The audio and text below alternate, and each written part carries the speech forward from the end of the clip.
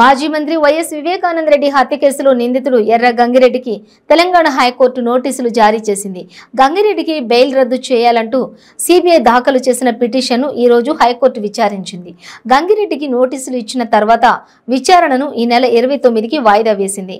వివేక హత్య కేసులో ఎర్ర గంగిరెడ్డిని 2019 మార్చి 28న సిట్ అధికారులు అరెస్ట్ చేశారు. 90 రోజుల్లో సిట్ ఛార్జిషీట్ దాఖలు చేయకపోవడంతో గంగిరెడ్డికి పులివెందుల కోర్టు బెయిల్ మంజూరు చేసింది.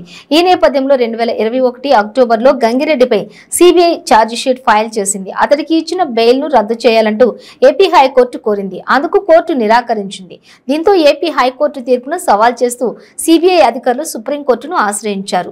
గంగిరెడ్డికి ఇచ్చిన బెయిల్ ను రద్దు చేయాలని కోరారు. అయితే అప్పటికే వివేకా కేసు హైదరాబాద్ కు బదిలీ కావడంతో తెలంగాణ హైకోర్టుకు వెళ్లాలని సుప్రీంకోర్టు సూచించింది.